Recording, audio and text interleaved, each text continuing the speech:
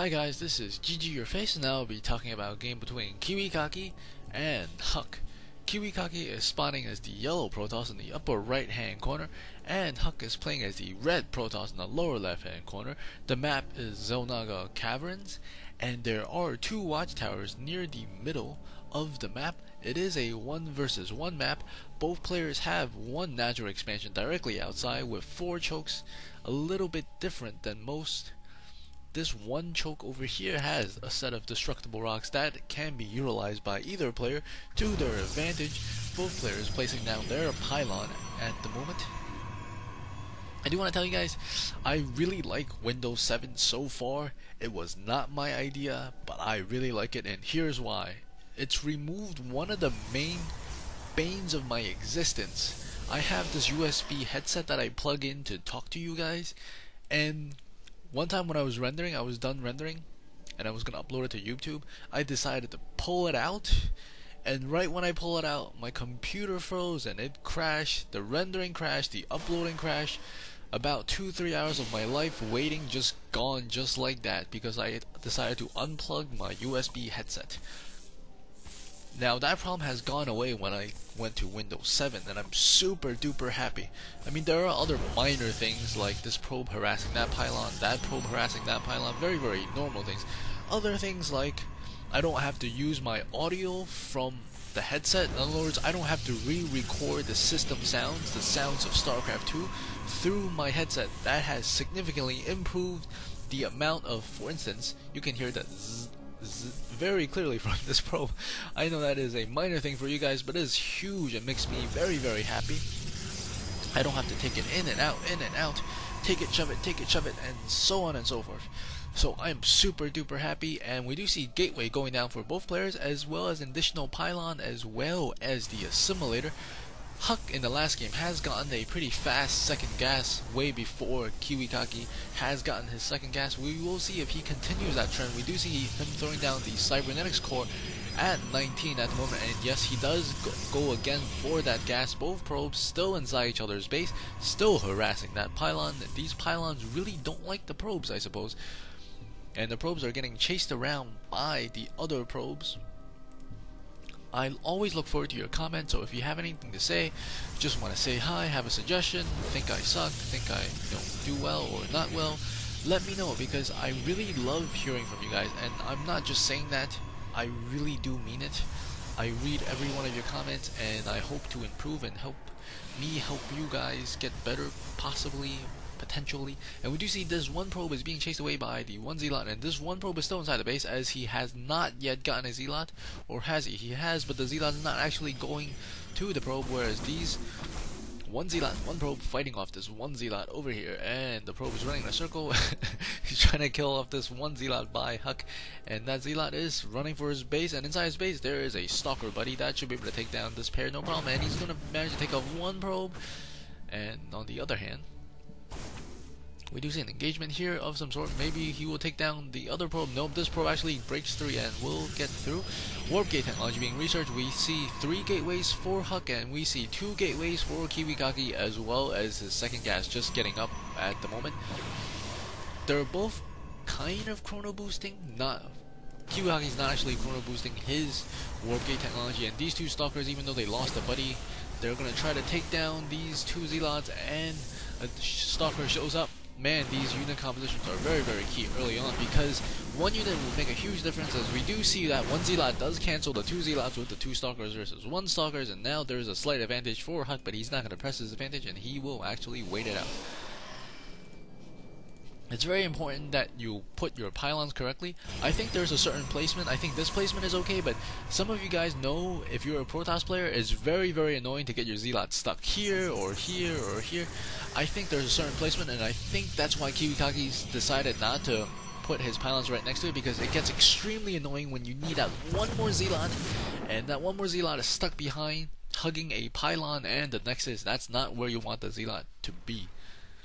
Now we do see HuK pressing his advantage a little bit, pressing forward, and he will see additional stalkers. He might be falling back in. He's going to engage a little bit, pulling back his injured stalker. And now they're going to engage with his one probe engaging as well. KiwiKaKi has slightly better micro, and he will be able to take down 2 of these stalkers, but 2 sentries do show up, and he's still going to engage continuously with 1 Xelon. And wow, this is a very tight battle. We take a look at the units lost. I think KiwiKaKi is actually a little bit behind because he did lose those early units, but after that engagement, he has actually made up for the units lost, and HuK does have a slight lead of units lost, which means he has lost more units. Not very good thing, and he will be able to pick up this 1 more sentry. Very, very nice snipe there by KiwiKaKi.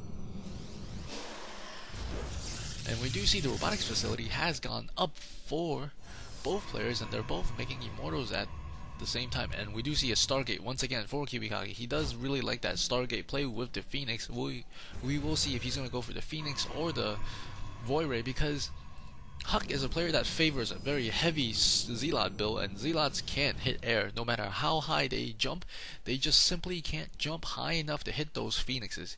I guess you can say Zealots can't jump. And we do see this one Zealot thinking about moving up the ramp to get vision to see exactly what's going on, and he will see a couple of Zealots, and he's not going to like that, and he does fall.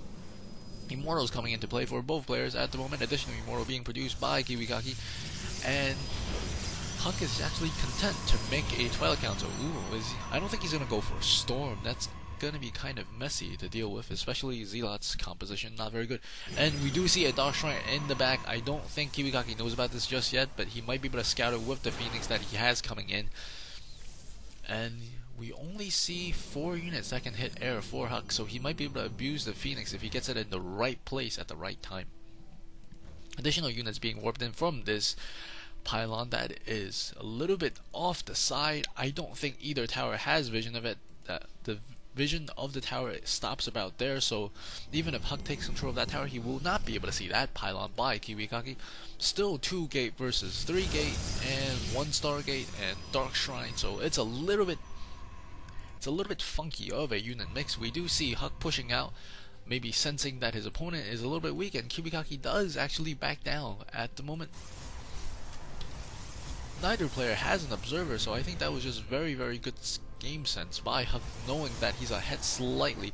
But we take a look at the unit composition, it is slightly in favor of HuK, I think, because he has a good number of Zealots, whereas the Zealots will do fairly well against the Immortals, because Immortals, even though they do a lot of damage, they will take a lot of damage from the Zealots as they do attack relatively quickly.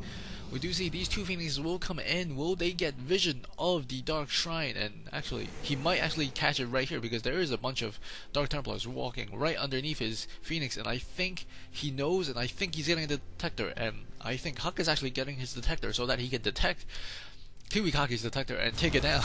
So both players playing quite well at the moment, scouting, knowing exactly what each other is doing. And he actually has 3 Dark Templars, so he's going to send 1 Dark Templar in perhaps. Yes, 1 goes in, but this observer spawns just in time and will take out that 1 Dark Templar, and these Phoenixes are scanning for additional Dark Templars. Sensing that his investments in the Dark Templars has not been too successful, HuK is actually going to expand and grab this natural expansion directly outside his base.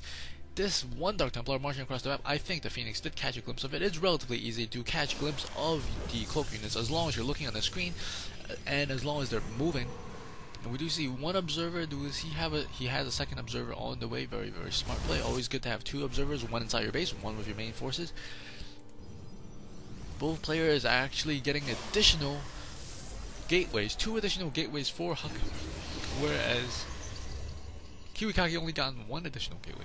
So it's 5 versus 3 gateways. And 2nd base coming online for HuK very, very shortly.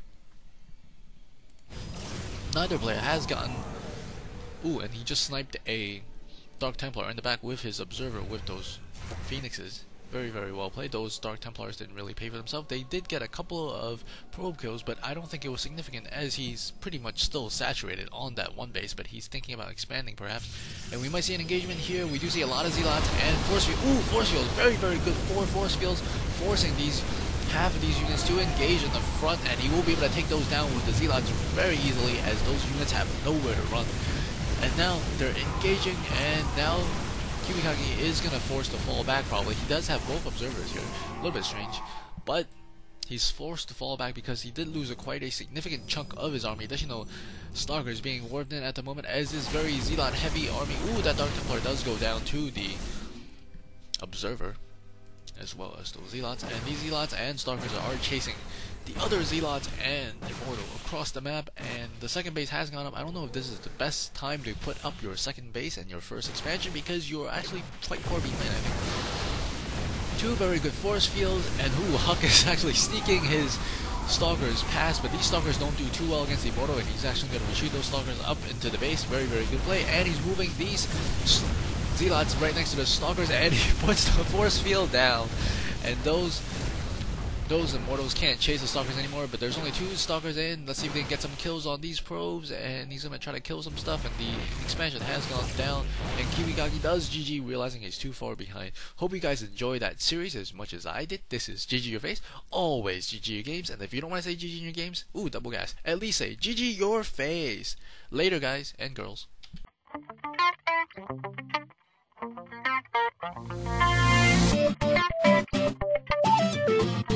Thank you.